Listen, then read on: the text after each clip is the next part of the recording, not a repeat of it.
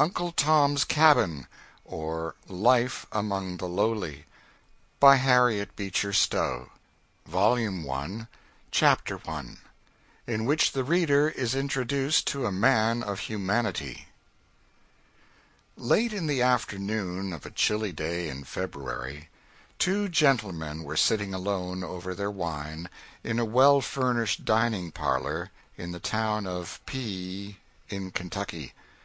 There were no servants present, and the gentlemen, with chairs closely approaching, seemed to be discussing some subject with great earnestness. For convenience' sake we have said hitherto two gentlemen. One of the parties, however, when critically examined, did not seem, strictly speaking, to come under the species.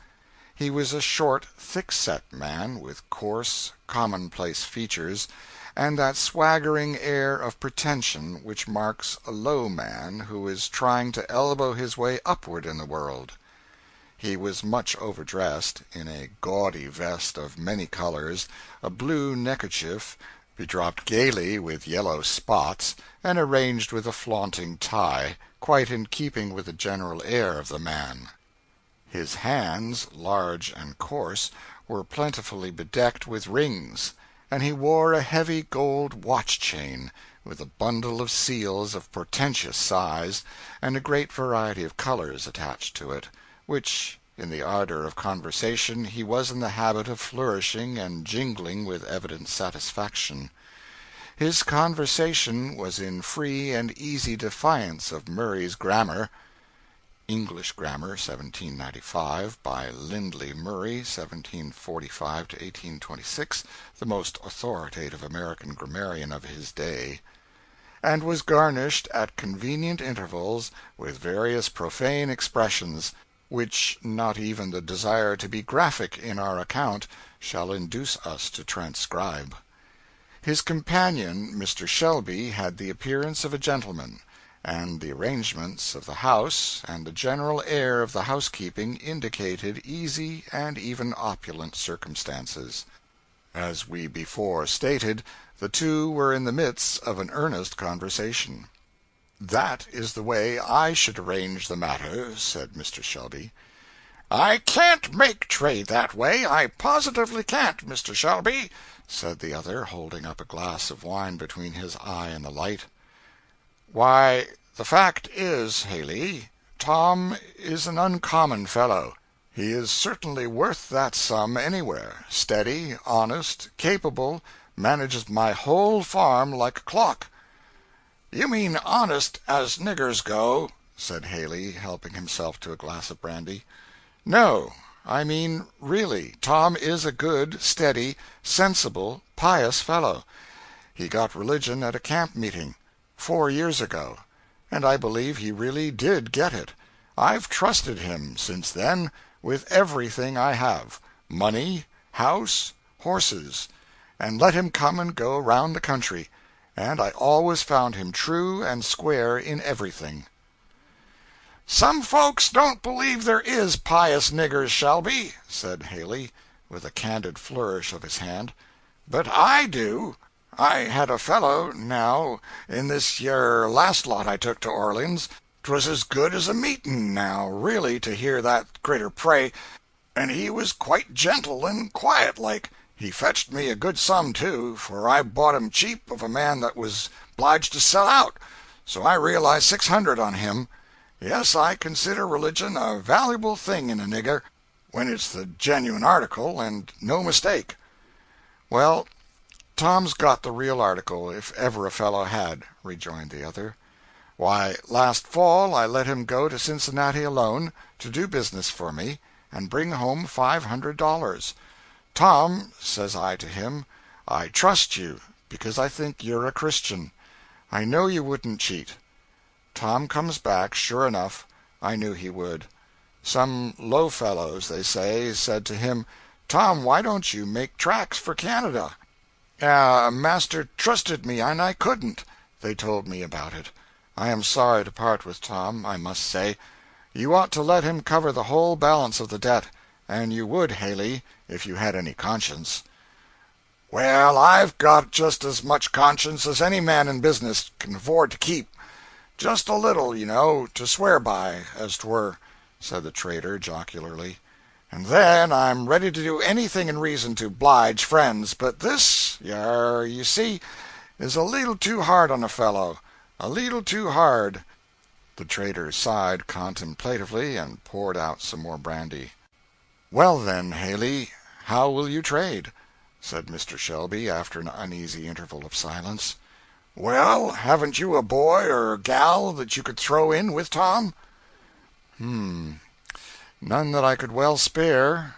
To tell the truth, it's only hard necessity makes me willing to sell at all. I don't like parting with any of my hands, that's fact." Here the door opened, and a small quadroon boy, between 4 and 5 years of age, entered the room.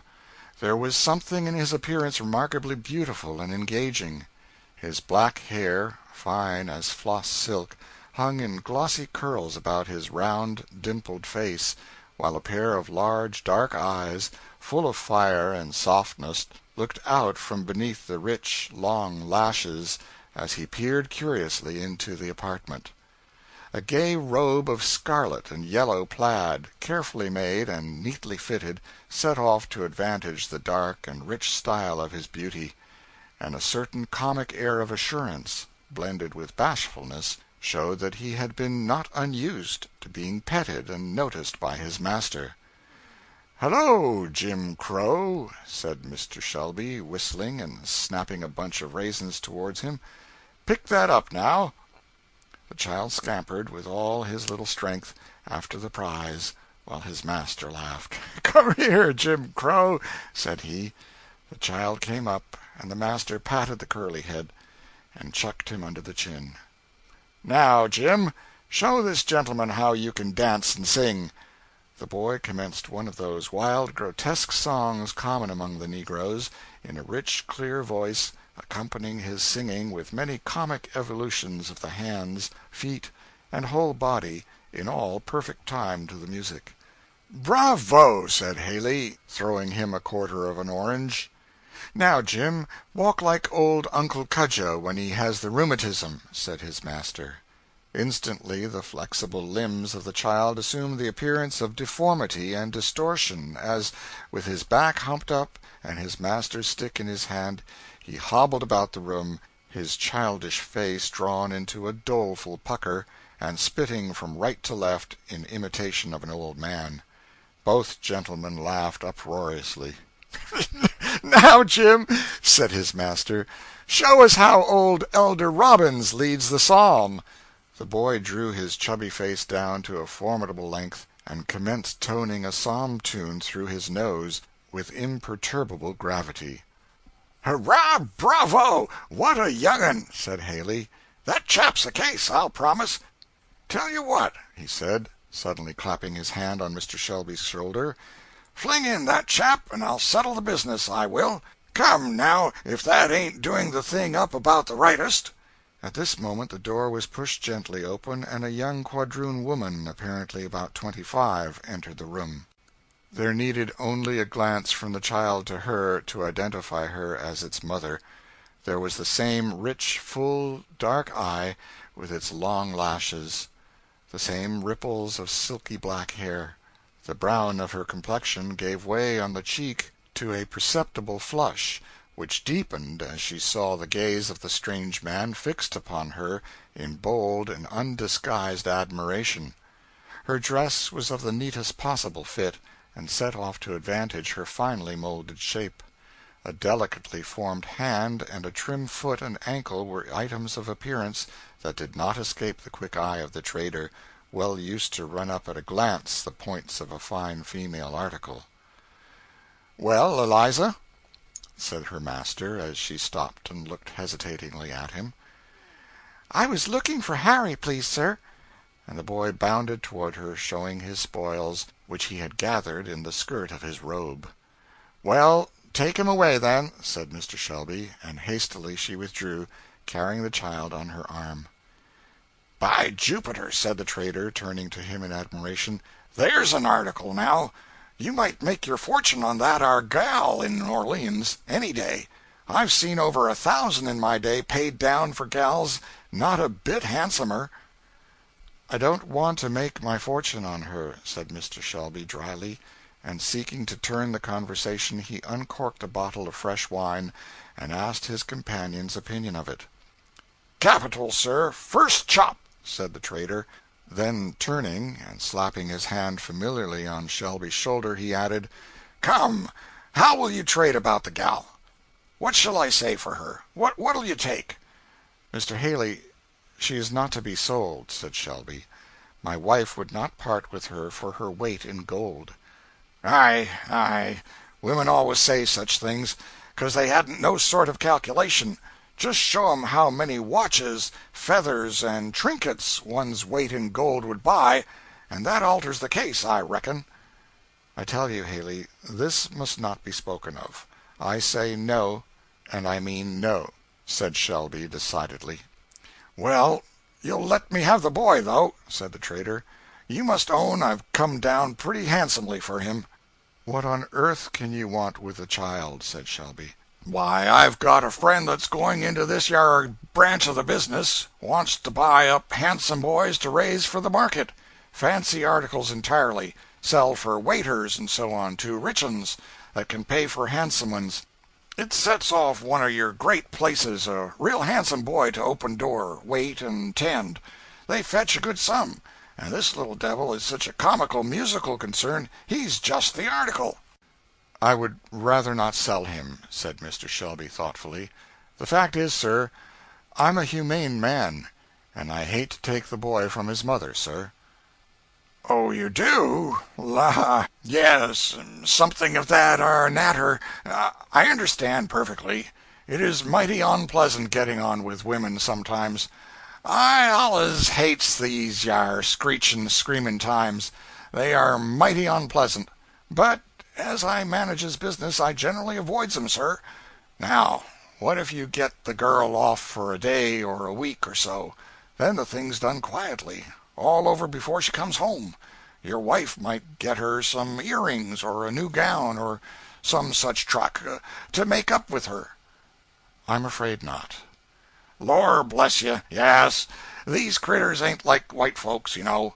They gets over things, only managed right. Now, they say," said Haley, assuming a candid and confidential air, "that this kind of trade is hardening to the feelings. But I never found it so. Fact is, I never could do things up the way some fellers manage the business. I've seen 'em as would pull a woman's child out of her arms and set him up to sell, and she screeching like mad all the time. Very bad policy. Damages the article. Makes 'em quite unfit for service sometimes.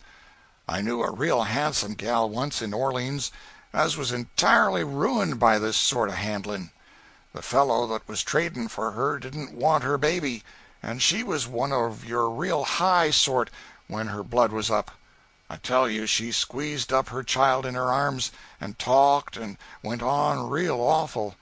It kinder makes my blood run cold to think of it. And when they carried off the child and locked her up, she just went raving mad and died in a week. Clear waste, sir, of $1,000, just for want of management. There's where 'tis. It's always best to do the humane thing, sir. That's been my experience." And the trader leaned back in his chair and folded his arm with an air of virtuous decision, apparently considering himself a second Wilberforce. The subject appeared to interest the gentleman deeply, for while Mr. Shelby was thoughtfully peeling an orange, Haley broke out afresh, with becoming diffidence, but as if actually driven by the force of truth to say a few words more. "It don't look well now for a feller to be praising himself, but I say it just because it's the truth. I believe I'm reckoned to bring in about the finest droves of niggers that is brought in. At least I've been told so. If I have once, I reckon I have 100 times. All in good case, fat and likely, and I lose as few as any man in the business. And I lays it all to my management, sir. And humanity, sir, I may say, is the great pillar of my management." Mr. Shelby did not know what to say, and so he said, "Indeed." Now, I've been laughed at for my notions, sir, and I've been talked to. They ain't popular, and they ain't common, but I stuck to 'em, sir. I've stuck to 'em, and realized well on 'em. Yes, sir, they have paid their passage, I may say." And the trader laughed at his joke. There was something so piquant and original in these elucidations of humanity that Mr. Shelby could not help laughing in company. Perhaps you laugh too, dear reader, but you know humanity comes out in a variety of strange forms nowadays, and there is no end to the odd things that humane people will say and do. Mr. Shelby's laugh encouraged the trader to proceed. "It's strange, now, but I never could beat this into people's heads. Now, there was Tom Loker, my old partner, down in Natchez. He was a clever fellow, Tom was, only the very devil with niggers. On principle 'twas, you see, for a better-hearted feller never broke bread. 'Twas his system, sir. I used to talk to Tom. 'Why, Tom,' I used to say, 'when your gals take on and cry, what's the use of cracking on 'em over the head and knocking on 'em round? It's ridiculous,' says I, 'and don't do no sort of good. Why, I don't see no harm in their crying,' says I. 'It's nater,' says I, 'and if nater can't blow off one way it will another. Besides, Tom,' says I, 'it just spiles your gals. They get sickly and down in the mouth, and sometimes they gets ugly, particular yallow gals do, and it's the devil and all getting on 'em broke in. Now,' says I, 'why can't you kinder coax 'em up and speak 'em fair? Depend on it, Tom, a little humanity thrown in along goes a heap further than all your jawing and cracking, and it pays better,' says I. 'Depend on it.' But Tom couldn't get the hang on it, and he spiled so many for me that I had to break off with him, though he was a good-hearted fellow, and as fair a business hand as is going." "And do you find your ways of managing do the business better than Tom's?" said Mr. Shelby. "Why, yes, sir, I may say so. You see, when I anyways can, I takes a leetle care about the onpleasant parts, like selling young'uns and that. Get the gals out of the way, out of sight, out of mind, you know, and when it's clean done and can't be helped, they naturally gets used to it. 'Tain't, you know, as if it was white folks that's brought up in the way of 'spected to keep their children and wives and all that. Niggers, you know, that's fetched up properly, han't no kind of 'spectations of no kind, so all these things comes easier." "I'm afraid mine are not properly brought up, then," said Mr. Shelby. "S'pose not. You Kentucky folks spile your niggers. You mean well by 'em, but 'tain't no real kindness, after all. Now, a nigger, you see, what's got to be hacked and tumbled around the world, and sold to Tom and Dick and the Lord knows who, 'tain't no kindness to be giving on him notions and expectations, and bringing on him up too well, for the rough and tumble comes all the harder on him arter. Now, I venture to say your niggers would be quite chop-fallen in a place where some of your plantation niggers would be singing and whooping like all possessed. Every man, you know, Mr. Shelby, naturally thinks well on his own ways, and I think I treat niggers just about as well as it's ever worth while to treat 'em." "It's a happy thing to be satisfied," said Mr. Shelby, with a slight shrug, and some perceptible feelings of a disagreeable nature. "Well," said Haley, after they had both silently picked their nuts for a season, "what do you say?" "I'll think the matter over and talk with my wife," said Mr. Shelby. "Meantime, Haley, if you want the matter carried on in the quiet way you speak of, you'd best not let your business in this neighborhood be known.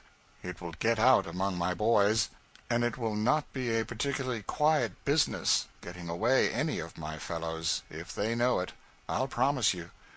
"Oh, certainly, by all means, mum, of course.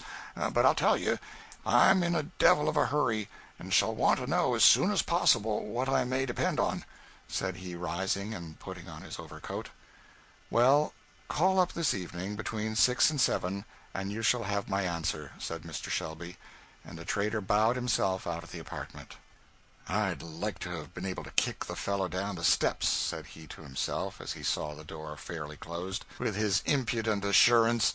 but he knows how much he has me at advantage. If anybody had ever said to me that I should sell Tom down south to one of those rascally traders, I should have said, 'Is thy servant a dog, that he should do this thing?' And now it must come, for aught I see. And Eliza's child, too. I know that I shall have some fuss with wife about that, and for that matter about Tom, too. So much for being in debt. Hey ho! The fellow sees his advantage, and means to push it." Perhaps the mildest form of the system of slavery is to be seen in the State of Kentucky.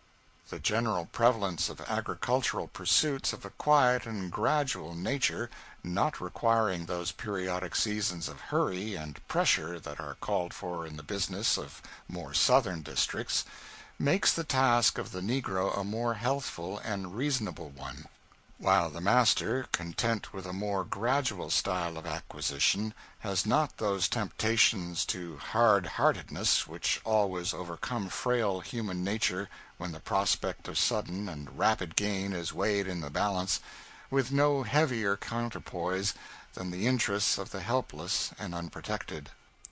Whoever visits some estates there and witnesses the good-humored indulgence of some masters and mistresses, and the affectionate loyalty of some slaves, might be tempted to dream the oft-fabled poetic legend of a patriarchal institution, and all that; but over and above the scene there broods a portentous shadow, the shadow of law.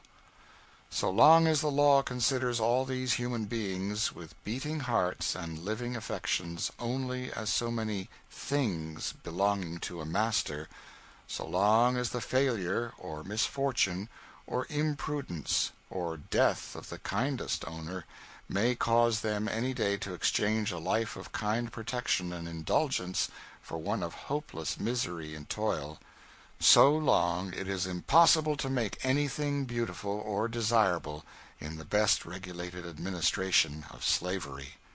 Mr. Shelby was a fair average kind of man, good-natured and kindly, and disposed to easy indulgence of those around him, and there had never been a lack of anything which might contribute to the physical comfort of the negroes on his estate.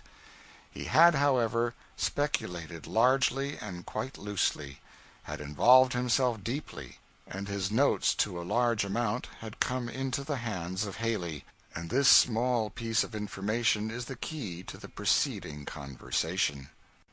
Now it had so happened that, in approaching the door, Eliza had caught enough of the conversation to know that a trader was making offers to her master for somebody. She would gladly have stopped at the door to listen, as she came out, but her mistress just then calling, she was obliged to hasten away. Still, she thought she heard the trader make an offer for her boy. Could she be mistaken? Her heart swelled and throbbed, and she involuntarily strained him so tight that the little fellow looked up into her face in astonishment. "Eliza, girl, what ails you to-day?" said her mistress, when Eliza had upset the wash-pitcher, knocked down the workstand, and finally was abstractedly offering her mistress a long nightgown in place of the silk dress she had ordered her to bring from the wardrobe. Eliza started. "Oh, missus," she said, raising her eyes. Then, bursting into tears, she sat down in a chair and began sobbing. "Why, Eliza, child, what ails you?" said her mistress. "Oh, missus," said Eliza, "there's been a trader talking with master in the parlor. I heard him." "Well, silly child, suppose there was." "Oh, missus, do you suppose master would sell my Harry?" And the poor creature threw herself into a chair and sobbed convulsively. "Sell him? No, you foolish girl. You know your master never deals with those Southern traders, and never means to sell any of his servants, as long as they behave well. Why, you silly child, who do you think would want to buy your Harry? Do you think all the world are set on him as you are, you goosey? Come, cheer up and hook my dress. There now, put my back hair up in that pretty braid you learnt the other day, and don't go listening at doors any more." "Well, but, missus, you never would give your consent to—" "Nonsense, child. To be sure I shouldn't. What do you talk so for? I would as soon have one of my own children sold. But really, Eliza, you are getting altogether too proud of that little fellow. A man can't put his nose into the door but you think he must be coming to buy him." Reassured by her mistress's confident tone, Eliza proceeded nimbly and adroitly with her toilet, laughing at her own fears as she proceeded. Mrs. Shelby was a woman of high class, both intellectually and morally. To that natural magnanimity and generosity of mind which one often marks as characteristic of the women of Kentucky, she added high moral and religious sensibility and principle, carried out with great energy and ability into practical results. Her husband, who made no professions to any particular religious character, nevertheless reverenced and respected the consistency of hers, and stood perhaps a little in awe of her opinion.